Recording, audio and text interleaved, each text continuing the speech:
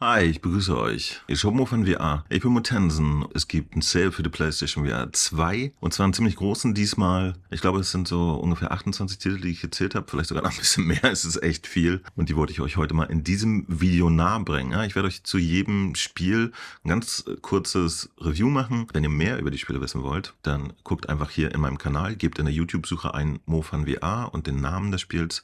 Dann bekommt ihr ein komplettes Review oder ein First Impression, wo ich auch am Ende mal ein Fazit über das Spiel ziehe und bekommt dann einfach mehr Informationen. Wenn euch dieser Service gefällt, würde ich mich sehr über ein Däumchen unter diesem Video freuen. Ihr könnt natürlich auch den Kanal abonnieren und jetzt geht's einfach mal los. Brille auf, setz die Brille auf, setz die Brille auf. Unser wunderbares Tron-artiges Cyber-Squash C-Smash VRS hat einen permanenten Preisdrop bekommen. Das hat vorher 28,99 gekostet, jetzt 18,99. Das ist eine wirklich schöne Geschichte. Letztens gab es noch ein Update. Da wurde dann der Double-Modus eingeführt. Also ihr könnt dann auch zu viert gegeneinander spielen.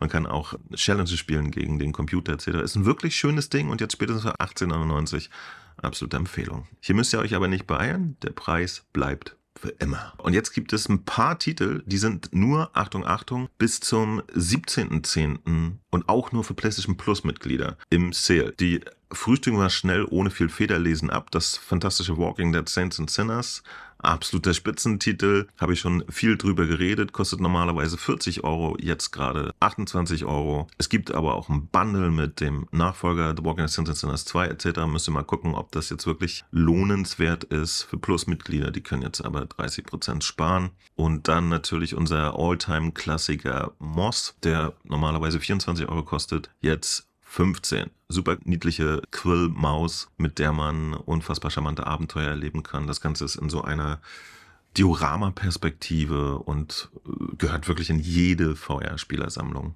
Der zweite Teil, Moss Buch 2, ist jetzt auch statt 22 Euro für 17 Euro erhältlich, wohlgemerkt, nur für PlayStation Plus Mitglieder zurzeit. Dasselbe, was für den ersten Teil gilt auch für den zweiten Teil, nur hier ist alles noch besser, noch größer. Zuschlagen.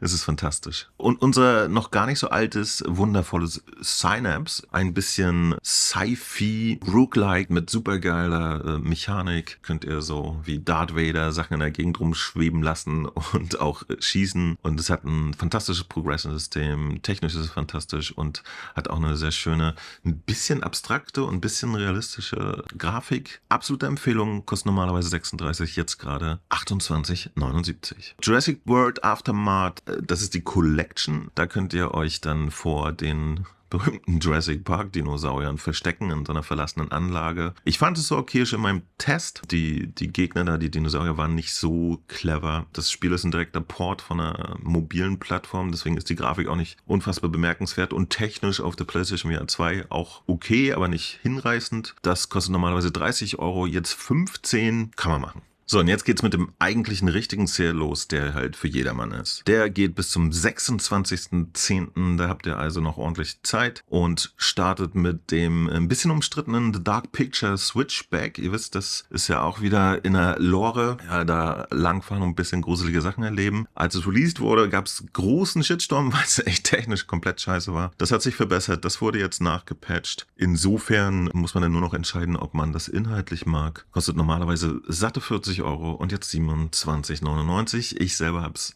bisher noch nicht gespielt. Was ich aber gespielt habe, ist das entzückende Pixel Rip 1978. Gerade gestern habe ich Pixel Rip 95 für die PlayStation VR 2 getestet. Das ist eine schöne Spielserie. Ja? Sie schickt euch auf jeden Fall immer zurück in Retro-Zeiten, 8-Bit Computerspielzeitalter und 16-Bit. Mit Pixel 78 ging es nochmal richtig krass zurück in die alten Atari-Zeiten. Ja, hier spielt ihr in verschiedensten 2- und 3-dimensionalen Computerwelten eine zusammenhängende Story. Die Welten beeinflussen sich auch jedes Mal. Das ist richtig netter Kram.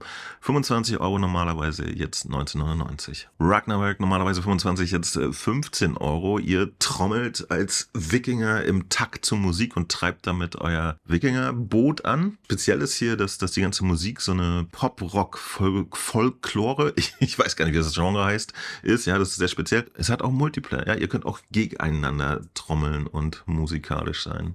Hier kommt jetzt was richtig Schönes. Das ist ein Titel, der auf der PlayStation VR 2 eine richtig gute Figur gemacht hat. Sowohl technisch als auch inhaltlich echt fantastisch abgeliefert hat. Normalerweise 30 Euro, jetzt 22,49. Von mir eine große Empfehlung. Ich habe es komplett durchgespielt. Das Einzige, was man vielleicht bemängeln könnte, ist, dass es dann lediglich so ungefähr 6 Stunden ging. Aber die sind voller Spaß und deswegen finde ich, ist das wirklich den Preis wert. Spätestens jetzt im Sale absolut. Ja, wenn ihr Titel sucht, die auf der PlayStation auch grafisch richtig was rausholen und richtig schick aussehen, Next Generation Kram, dann ist er einer von denen. Jetzt wird wieder getrommelt, anstatt 20 für 15 Euro. Drum Rocks, ja, wieder Trommeln im Takt zur Musik.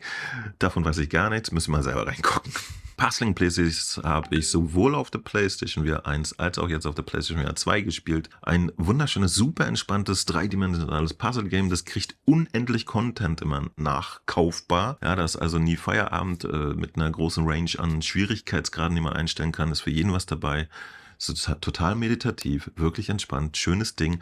Leider liefert das auf der PlayStation VR 2 technisch nicht so ab. Ja, es könnte deutlich schärfer sein, finde ich. Aber es ist trotzdem ein empfehlenswertes Spiel. 20 Euro normalerweise, jetzt 15. Kann man bedenkenlos zuschlagen und sich entspannen.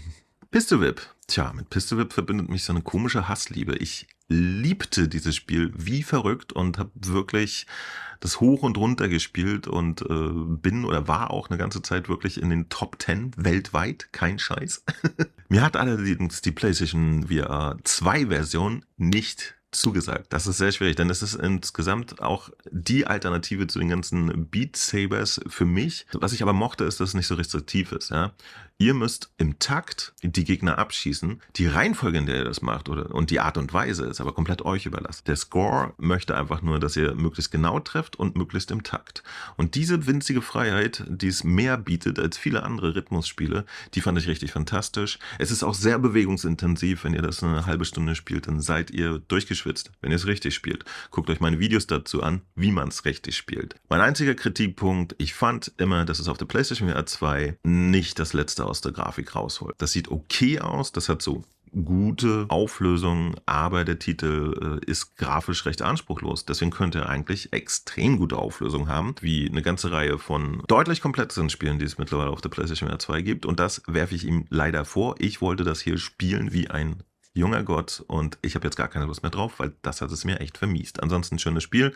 30 Euro normalerweise, jetzt 23,99 und hier kommt auch ständig neuer Content dazu mit neuen Musiken und das ist bisher auch immer alles kostenlos gewesen. Ja, also schönes Spiel. Absoluter Kracher und auch ein Titel, der auf jede PlayStation VR 2 gehört, ist Demeo. Ein klassisches Tabletop-Rollenspiel. Ihr könnt alleine oder zu zweit oder bis zu 4 Leuten dann um einen Tisch herum sitzen und euren Helden steuern und dann mit Würfeln und Karten, die bestimmte Fähigkeiten haben, da in das Abenteuer stürzen. Auch hier hat es seit dem Erscheinen des Originals, das schon vor 3 Jahren oder so rausgekommen ist, unfassbar viel Updates gegeben, immer kostenlos. Es ist ein Riesenspaß. Man kann und muss damit auch Stunden verbringen. Absolute Empfehlung. Technisch, grafisch wundervoll gelungen auf der PlayStation VR 2 und es lässt sich sogar auch ohne VR am TV spielen. Es ist ein Hybridspiel. Vielleicht auch interessant, wenn ihr Freunde habt, die keine PlayStation VR 2 haben, dann könnt ihr trotzdem mit dem spielen. Was will man mehr? Außerdem hat es natürlich einen Crossplay-Mode. Das heißt, ihr könnt auch mit allen anderen Freunden, die zwar VR haben, aber keine PlayStation VR 2 spielen. Das Spiel gibt es mittlerweile auf der Pico 4, auf der Quest, auf dem PC. Das ist fantastisch. So, Transformers gab es schon für die PlayStation VR 1, dann irgendwann das Upgrade für die PlayStation VR 2 auch. Ich habe es mir nie angeguckt. Ich kann euch nur sagen, dass es statt 25 jetzt 20 Euro kostet. Ist so ein einfacher Shooter, soweit ich weiß. What the Bad, kann ich auch nicht viel drüber erzählen, habe ich mir nicht angeguckt. 25 Euro normalerweise und jetzt 17,49 Euro. Ich weiß nur, dass ihr da anstatt Hände diese Baseballschläge habt und das ist alles sehr lustig, was ihr dann da machen könnt und müsst. The Last Clockfinder wiederum habe ich sehr gerne gespielt. Das kostet normalerweise 25, jetzt 18,74. Das ist ein Physical Puzzle Rätsel mit dem interessanten Kniff, dass ihr euch selber zeitlich kopieren könnt und damit könnt ihr dann ganze Ketten von Robotern machen, die irgendwas erledigen. Das ist ein schönes Ding. Die Entwickler hatten letztens irgendwann gesagt, das bekommt auch nochmal komplette deutsche Untertitel. Ja, es wird nämlich nebenbei auch sehr viel erzählt. Es ist auch sehr aufgefallen durch einen wunderschönen Grafikstil. Spiel. Technisch hat es gut abgeliefert auf der PlayStation VR 2. Absolute Empfehlung. Dann haben wir noch das wundervolle Rocket League-ische Nock. Rocket League kennt ihr, ja, da ist man ja in so einem Fußballstadion und fährt mit Autos. Bei Nock seid ihr eine kleine lustige Figur und schießt mit Pfeil und Bogen. Und das halt auch im Multiplayer. Da können bis zu 4 Leute gegeneinander spielen. Und das macht auch wirklich einen super großen Spaß. Technisch hat es gut abgeliefert. Auch das hat Crossplay. Ja, ihr könnt gegen VR-Spieler antreten, die andere VR-Brillen haben. Statt 20 Euro 15. Ist eine feine Geschichte, aber seht mal zu, dass ihr euch möglichst da mit jemandem verabredet. Ich weiß gerade nicht, wie der Andrang da ist, ja, ob da immer einfach Mitspieler vorhanden sind. Für alle Gärtner unter uns, Garden of the Sea kostet normalerweise 20,99, jetzt gerade 10,19. Hat eine, finde ich, sehr, sehr entzückende Grafik und eine schöne Atmosphäre. Ich habe es bis heute aber leider immer noch nicht gespielt. Verdammt nochmal, muss ich nochmal nachholen. Xena The Last City ist ein richtiges MMORPG und damit noch relativ einzigartig in VR. Hat, als es rausgekommen ist, ziemlich eingeschlagen. Ja, da waren echt viele Leute unterwegs und ein Riesenspaß. Ihr rennt einfach in einer großen Welt rum, trefft irgendwelche Menschen. So, ich fand das richtig geil. Wir haben es auch dann am Anfang sehr, sehr viel gespielt. Es ist ein bisschen eingeschlafen und das kostet jetzt gerade statt 27 18,89. Es ist ein interessanter Titel, ja, und er bekommt auch ständig Upgrades. Also tatsächlich wäre jetzt mal Zeit, dort wieder zurückzukehren und sich damit ein bisschen zu beschäftigen. Allein die technische Umsetzung auf der PlayStation VR 2 ist ziemlich enttäuschend, finde ich, ja. Die Auflösung ist nicht besonders hoch. Kann man trotzdem machen, ja, das ist kein kompletter Downer, aber da würde deutlich mehr gehen. Das Schöne ist aber auch das hat ein Crossplay.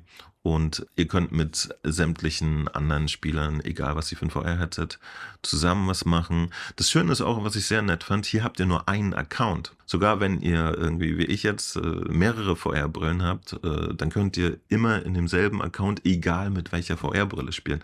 Das ist natürlich auch sehr, sehr praktisch und das fand ich echt ein schönes Ding. Dann haben wir hier noch Cosmodrat. Das kostet normalerweise auch nur 16 Euro und jetzt 12,99.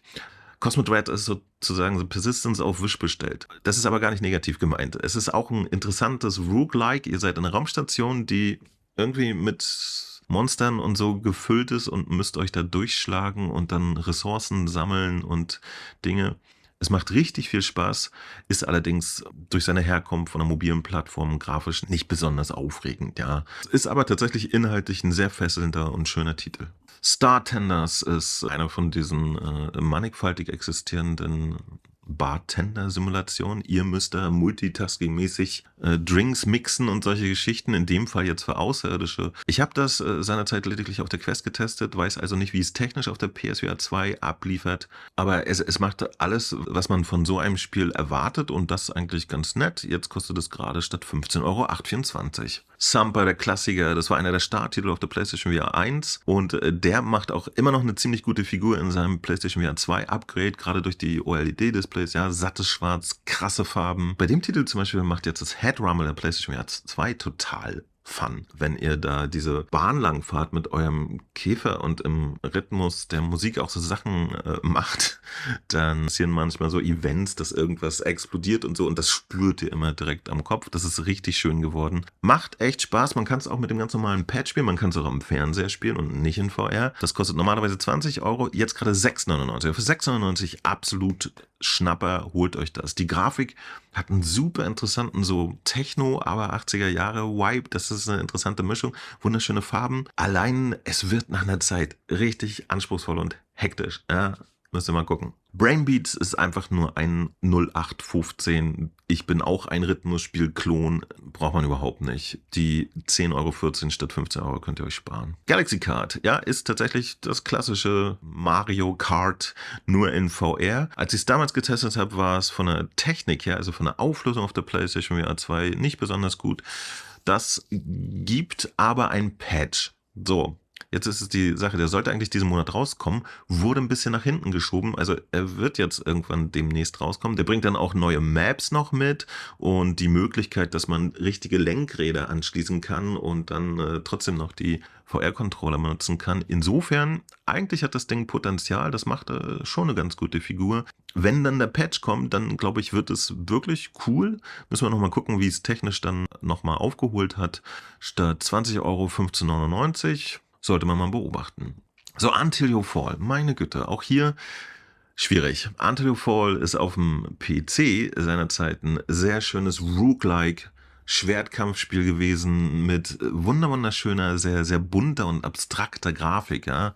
Fand ich schön beeindruckend. Dann kam es auf die PlayStation 1 und brachte uns aber nur noch die Quest-Grafik mit, ja, also dieselbe Grafik, der runtergedampfte Quest-Port hatte, also mobile Grafik. Und das war dann bei weitem nicht mehr so beeindruckend. Das Spiel selber macht natürlich noch Spaß, aber das war trotzdem irgendwie ein bisschen traurig, fand ich. Jetzt ist das Spiel dann nochmal komplett neu released worden für die PlayStation VR 2. Kein kostenloses oder kostenpflichtiges Upgrade für die PlayStation VR 2. Und es hat immer noch die Quest-Grafik und das ist spätestens auf der PlayStation VR 2 nicht mehr okay. So, ist ein gutes Spiel, aber die Entwickler, nee, sehe ich überhaupt nicht ein. Ich habe es mir auch deswegen dann nicht gekauft, weil ich finde, das sollte man nicht unterstützen. Wenn ihr aber Bock drauf habt, dann es ist ein gutes Spiel. Aber man muss halt wirklich weinen, wenn man die PC-Version gesehen hat. Und es hat auf dem PC schöne, aber nicht komplexe Grafik. Und es würde eigentlich auf der PlayStation VR wundervoll laufen in dieser PC-Grafik. Keine Mühe gegeben, deswegen spart ihr euch vielleicht auch die 20 statt 25 Euro jetzt. Und die Jungs lernen dann was. Ganz zum Schluss schließen wir ab mit unserem wundervollen Kajak VR. Ihr paddelt ganz gemütlich in mehreren Locations rum. Es gibt da die Antarktis und in Norwegen ist man unterwegs, dann in irgendeiner wundervollen karibischen Insel und so weiter. Ist technisch ziemlich cool, ja, ein ordentlicher Hingucker, wunderschöne fotorealistische Grafik. Es hat Modi, wo man einfach nur so vor sich hin paddeln kann und witzige Sachen entdecken. Ja, überall sind so kleine Easter Eggs. Und dann gibt es halt auch nochmal den Modus, wo man um Zeit fährt. Ja, einfach um den Highscore. Was ich ein bisschen schade finde, hier hätte es eigentlich sehr gut einen Koop-Modus vertragen. Ja, dass man erstens gegeneinander paddeln kann oder miteinander einfach nur gemütlich rumpaddeln. Ich hoffe, die Entwickler liefern sowas noch eines Tages nach. Ansonsten ist es aber ein wunderschönes Ding, gerade wenn ihr mal jemanden zeigen wollt, was so eine PlayStation VR 2 so macht, aber den nicht mit den ganzen Knöpfen überfordern wollt, ja, denn paddeln kann wirklich jeder. Ist ein schönes Ding. 23,99 € normalerweise und jetzt 19,19 €. So, und damit sind wir auch schon fertig. Es sind einige wunderschöne Sachen dabei. Ich hoffe für euch auch. Schreibt mir bitte in den Kommentaren, was ihr euch holt. Für mich ist das auch immer interessant zu sehen, auf was die Leute so stehen. Däumchen und Abonnement, habe ich schon gesagt, dürft ihr immer noch gerne machen. Dann wünsche ich euch ein wunderschönes restliches Wochenende. Wir sehen uns nächste Woche, kommen dann schon wieder fette PlayStation VR 2 Titel raus und die Woche danach dann überhaupt, der restliche Oktober ist noch richtig krass mit Releases. Also, spart schön und macht euch einen entspannten. Bis dann, Move von VR. Immer für euch da. Bye bye.